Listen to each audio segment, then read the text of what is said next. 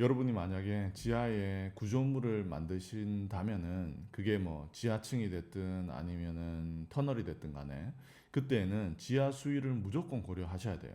그 이유의 첫 번째는 방수입니다. 그죠?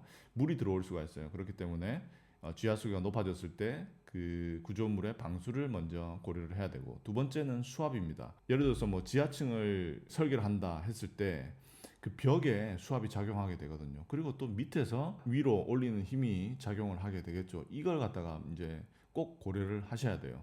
그 독일에서는 이 설계를 할 때 그래서 그 지반 조사서라는 게 있는데, 그 지반 조사서에 기존 지하 수위, 그리고 그러니까 그거는 이제 평소에 그 물이 어느 정도 위치에 있느냐를 표시하는 것이죠. 그리고 최대 지하 수위를 꼭 기입을 하게 됩니다. 그래서 이 지하 수위가 어느 위치까지 올라갈 수 있는지를 기입하게 돼요. 그래서 이걸 갖다가 이제 설계에 고려를 해야 되는 것이죠. 오늘 이 얘기를 해보려고 합니다. 자, 그러면 첫 번째로 퀴즈부터 하나 내고 그 다음에 시작하도록 하겠습니다. 이 퀴즈의 정답은 이 영상의 말미에 말씀드리도록 할게요. 자, 제가 여기 그려놓은 게 뭐냐면 지하 2층, 지상 3층짜리 건물입니다. 이때에 우리 그 지면이 이제 여기 있는 거예요. 여기에 지면이 있는 것이고, 여기에서 일단 원래 기존 지하 수위는 뭐 여기에 있었다고 한번 가정을 해봅시다. 그러다가 이제 최대 지하 수위는 이제 이까지 오른 거예요. 지면까지. 그랬을 때 그러면은 이 건물 지하에는 이러한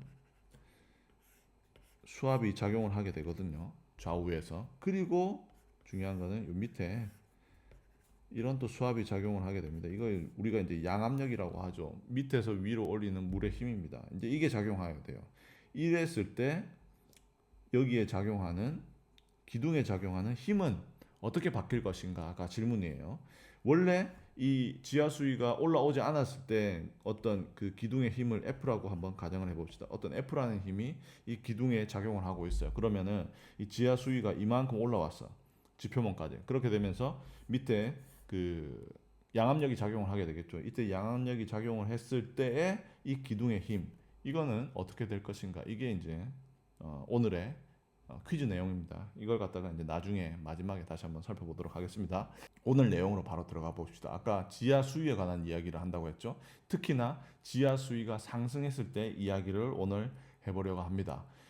특징이 뭡니까? 지하 수위가 상승을 했을 때 부력이 작용을 하게 되겠죠. 수압이 작용을 하게 됩니다. 수압은 아까 보여드렸듯이 좌우에서 작용도 하고 밑에서 작용도 합니다. 이걸 갖다가 양압력이라고 했죠. 오늘은 이 좌우에 작용하는 수압은 빼고 그냥 양압력만 고려를 해서 이게 어떤 영향을 주는지 살펴보도록 하겠습니다. 세 가지 정도로 볼 수가 있을 것 같아요. 첫 번째가 건물 부상입니다. 건물이 있을 때 건물이 가지고 있는 힘보다 물이 떠올리는 힘이 크다면 당연히 이 건물은 부상을 하게 되겠죠. 물에 의해서 얘가 뜨게 됩니다. 그러면서 뭐 똑같은 그런 변형으로 뜨지는 않고 사실은 이게 불균형한 그런 변형이 일어날 수밖에 없죠. 그러면서 그 구조물에 피해가 발생하게 되는 것이죠. 자, 첫 번째, 건물이 부상하게 되는 거. 그리고 난 다음에 두 번째, 말이 좀 어려운데 추가 구속 단면력이 발생할 수가 있습니다. 이게 뭐냐면 얘가 그 수압을 받으면서 구조물이 변형을 하게 되겠죠. 이 강성이 약하면 변형을 하게 되거든요. 이 변형이 너무 심하게 될 수도 있어요. 그런데 이 또 변형이 구속을 받게 되면 뭐 어떤 그 건물 주변의 조건에 의해서 이 변형이 되지 않을 때 그때 또 추가적으로 그 단면력이 발생을 할 수가 있어요. 이건 제가 나중에 예로 한번 보여드리도록 하겠습니다. 세 번째, 구조물이 큰 변형을 일으킬 수가 있는 거예요. 언제? 구조물의 강성이 약했을 때. 그때 이 구조물이 큰 변형을 일으키게 되고 그 변형으로 인해서 균열도 클 수가 있는 것이고 추가적으로 다른 구조물에 있는 그 구조재의 기둥, 뭐 보 이런 곳에 추가적으로 또 힘이 작용을 할 수가 있습니다. 이걸 갖다가 하나씩 케이스로 한번 살펴보도록 하겠습니다. 첫 번째, 건물 부상이에요. 여기 그림을 그려놨어요. 요 밑에는 이제 기존 지하 수위가 되겠고 얘는 이제 최대 지하 수위가 되겠죠.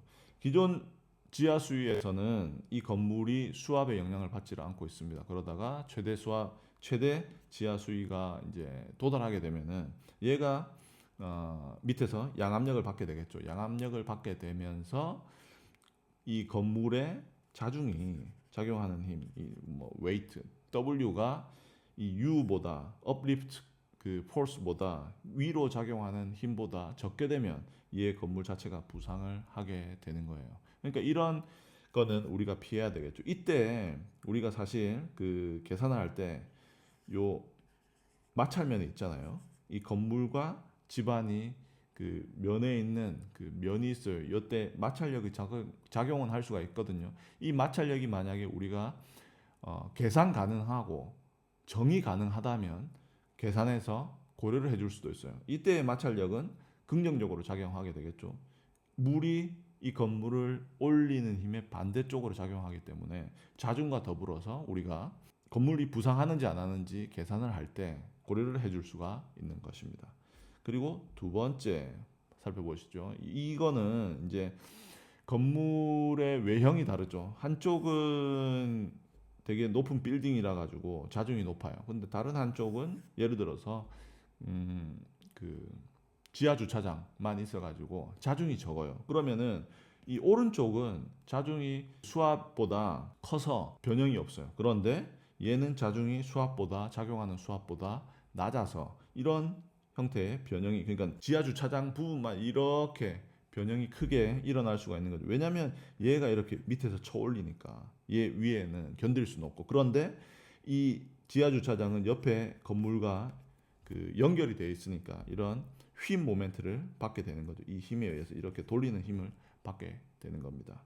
그랬을 때 이런 변형이 발생할 수가 있는, 제가 이렇게 빨간색으로 점친 것처럼 이런 변형이 발생을 할 수가 있는데, 그때 만약에 예를 들어서 뭐 다른 색으로 해볼까요? 요 초록색, 여기에 되게 마찰력이 커요. 예를 들어서 아니면 뭔가 있어 여기. 그래서 이 변형이 구속이 되었다. 그랬을 때 뭐 진짜 그 되게 지나치게 표현을 한다면 뭐 이런 식으로도 표현이 되지 않겠습니까? 그러니까 얘는 지금 구속 때문에 못 올라가고 있고 얘 가운데가 이렇게 큰 변형을 할 수가 있는 거거든요. 이때는 또 이 구속되는 그런 현상 때문에 안에 기둥이나 뭐 이런데 또 그 충력이나 이런 추가적인 그 힘을 받을 수가 있거든요. 이게 이제 사실은 우리가 원하지 않는 모습인 거죠.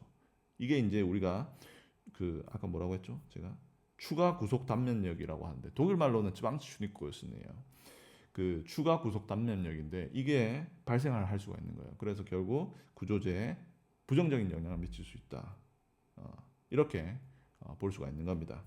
그리고 세 번째의 경우, 이것도 변형과 관련이 있어요. 큰 변형이 생길 수가 있는 거죠.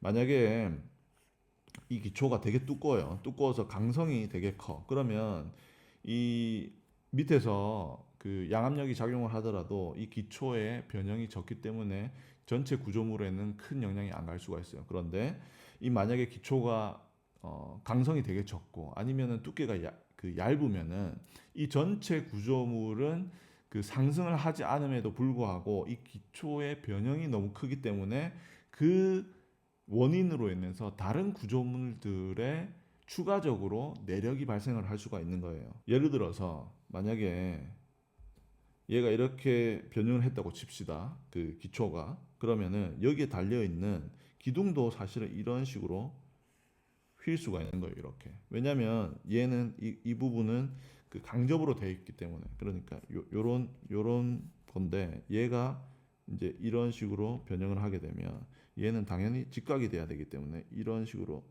직각이 돼서 이런 식으로 변형을 하게 되는 거예요. 그러면 이 부분 기둥은 원치 않는 그런 또 추가적인 내력을 받게 되는 거예요. 왜냐면 위에가 이렇게 잡혀져 있기 때문에. 이런 식으로 이 건물의 부재 내에 큰 변형이 발생을 할 수가 있고, 이 변형으로 인해서 거기에 연결되어 있는 그 보라든지 기둥이라든지 추가적인 그 단면력을 받아내면서 아주 안 좋을 경우에는 얘들이 파괴될 수가 있는 거죠. 이렇게 세 가지를 우리가 볼 수가 있을 것 같아요. 자, 그러면은 대책은 뭐가 있냐? 첫 번째, 아주 심플하게 생각할 수 있는 게 자정 증가죠. 그 아까 여기 관계된 이거의 대책은 뭡니까? 건물 부상, 건물 부상, 부상에 대응할 수 있게 우리가 조치할 수 있는 게 자중을 증가하는 거죠. 다른 하나의 방법은 뭡니까? 인장 파일을 시공하는 거예요. 예를 들어서 뭐 똑같이 여기에서도 이런 건물이 있었을 때 그 밑에서 양압력이 작용을 한다. 그래서 건물이 부상을 할 수 있다. 그러면은 이 기초에다가 이런 인장 파일을 그 박아주는 거예요. 그래서 이 인장 파일을 그 땅에 단단한 집안에 박아놓고 그걸 갖다가 건물이랑 연결을 시켜주는 거죠. 그래서 물이 올리려고 해도 인장 파일이 잡아당겨서 이 건물을 유지할 수 있도록 안정 상태에 놓을 수 있도록 그런 대책이 인장 파일 시공 대책으로 보실 수가 있습니다. 그리고 다른 방법은 기초 강성 증가. 아까 말씀드렸죠. 그런 큰 변형이 있었을 때 우리가 원하는 거는 그 구조물 내에 큰 변형이 있지 않는 거예요. 그래서 그걸 달성하기 위해서 기초의 강성을 증가시켜서 기초가 너무 많이 변형하지 않도록 해주는 거죠.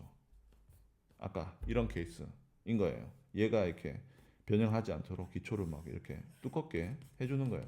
그래서 우리가 미리 그 구조 설계를 할 때 그 수압을 구조 설계에 고려를 해줍니다. 그래서 그 기초의 변형도 다 같이 봐요. 기초에 작용하는 그 응력을 볼 뿐만 아니라 기초에 작용하는 기초가 가지게 되는 그런 변형도 다 봅니다. 그래서 그 변형이 우리가 수용할 만큼의 그런 범위 내에 있냐 이걸 봐요. 만약에 여기에서 그 변이가 너무 크게 되면은 거기에 맞는 대책을 해야 되겠죠. 그 대책 중에 하나가 이렇게 기초의 강성을 증가시키는 거예요. 기초의 강성을 증가시키기 위해서는 제일 쉬운 방법이 기초의 두께를 좀 더 두껍게 하는 방법이 있을 수가 있습니다.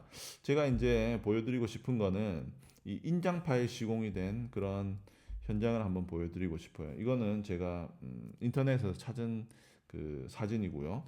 이 왼쪽에 보시면은 이렇게 뭐 목 같은 것이 박혀져 있는 거 보실 수가 있을 거예요. 이게 이제 그 인장 파일입니다. 이런 파일이 지금 시공된 상태고요. 그리고 이 파일의 머리에 나중에 이런 그 플레이트를 갖다가 이렇게 돌려서 넣습니다. 넣은 다음에 그 요 밑에다가 이제 철근을 시공해주고 이게 이제 이렇게 보시면 돼요. 지금 이게 이제 기초고 기초에다가 이런 파일들이 있는 거예요. 요 지금 여기에다가 이런 철근 플레이트가 있고 그리고 나서 요 밑에 지금 철근을 시공을 해준 거예요. 이렇게 철근 시공. 그럼 나중에 어떻게 되겠습니까? 위에도 당연히 위에 있는 철근도 시공을 해주겠죠. 네. 이렇게 한 다음에 이제 기초를 갖다가 타설을 합니다. 나중에. 그러면은 이 기초와 얘 그 인장 파일이 한 일체화가 되는 거죠. 그래서 물이 기초를 위로 올리려고 하더라도 인장 파일이 기초를 아래로 잡아 끌어주는 겁니다. 마지막으로 제가 보여드리고 싶은 거는 저희가 지금 하는 프로젝트가 있는데 이 프로젝트에서도 지하층이 있고요. 그리고 또 지하 수위가 높습니다. 그래서 그 지하 수위에 맞는 시공 방법을 선택을 했어요. 그래서 그게 어떻게 시공 과정이 되는지 한번 보여드리려고 합니다. 자, 여기 보시듯이 이렇게 그 지하 수위가 높아요. 그래서 근데 이제 지하층은 시공을 해야 되겠고 그래서 이제 처음 하는 방법이 아니라 이 방법의 첫 걸음이 여기 이렇게 옆에 벽을 갖다가 시공을 해줍니다. 그 주변을 갖다가 콘크리트 벽으로 이렇게 둘러싸 주는 거예요. 둘러싼 다음에 그 다음에 요 밑에 이런 그 물이 통하지 않는 방수층을 갖다가 시공을 해주는 거예요. 이것도 어떻게 시공을 하냐면은 뭐 당연히 그렇게 생각하시죠. 아니 이거 땅도 안 팠는데 어떻게 이걸 시공해? 그러실 수 있으면 그 방법이 있어요. 이렇게 이런 파일을 갖다가 이렇게 박습니다. 파일을 박는데 이 파일 끝에 그 구멍이 있어요. 구멍이 있어서 얘가 그 땅을 경화시키는 물질을 갖다 쏘아대요. 돌면서 이렇게 쏘아요. 그러면은 요 밑에 이 땅 안에 이런 우물 같은 모양의 그런 기둥 같은 모양의 그 경화된 그런 경화층이 발생을 하게 돼요. 그걸 갖다가 이제 계속 해주는 거죠. 요것도 넣고 그래가지고 요 해주고 또 요 넣어가지고 이렇게 계속 파일을 박아 넣어가지고 그 밑을 경화시키는 거죠. 그러면은 결국 나중에 한 층이 생겨요. 이렇게 층을 만들어 주는 거예요. 층을 만들어 주고 그 다음에 파일을 받고요. 그리고 난 다음에 그 다음부터 이제 위에서부터 그 흙을 퍼기 시작하는 거예요. 흙을 퍼서 한 층 내려오고 그리고 여기에 흙을 이제 빼주니까 뭔가 지탱하는 것이 사라졌죠. 그렇기 때문에 여기에 그 스트럿 같은 것으로 이제 그 슬러리 월이 무너지는 것을 막아줍니다. 그리고 난 다음에 또 이제 내려가는 거죠. 내려가는데 첫 번째 요까지 제가 한 이유가 있어요. 왜? 지하 수위가 여기잖아요. 그러면 일단 요까지 파는 게 이롭겠죠. 요까지 파고 그다음에 요 스트럿 하고 이제 그다음에 계속 파 들어가는 겁니다. 그러면서 지하 수도 이제 그 뽑아내는 거죠. 요 현장 요 안에 있는 지하수를 갖다 뽑아내는 거예요.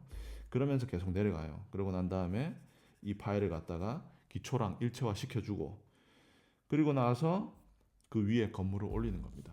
이제 기초를 일체화 시켜주고 그 위에 스트럿이 있잖아요. 요거 제거하기 전에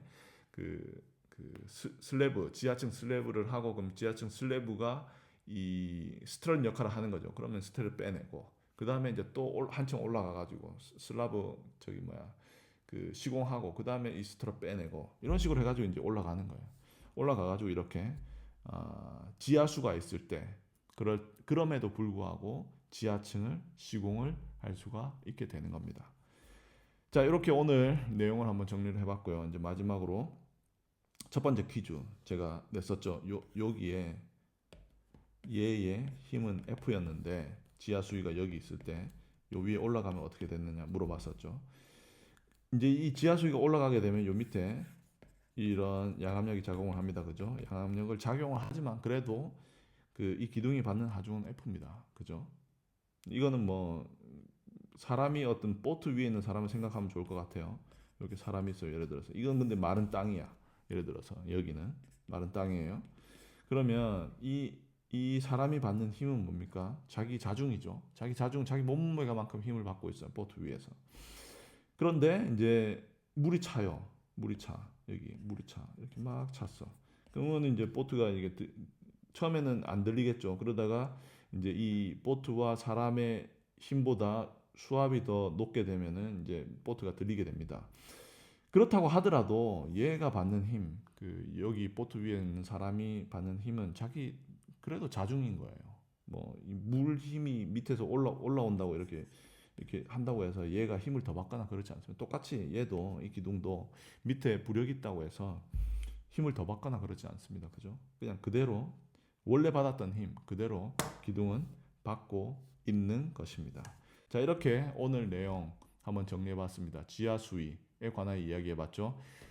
지하층을 설계할 때는 꼭 지하 수위를 고려를 해야 된다. 특히나 이 기존 지하 수위가 그 건물 기초 밑에 있다가 지하 수위가 더 높아져 가지고 건물을 감쌀 때 그때 더 크리티컬하게 우리가 살펴봐야 된다. 예, 오늘 영상이 좋으셨다면 구독 그리고 좋아요 부탁드리고요. 질문하실 것이 있으면 코멘트에다가 남겨주시면 제가 질문에 답변해 드리도록 하겠습니다. 감사합니다.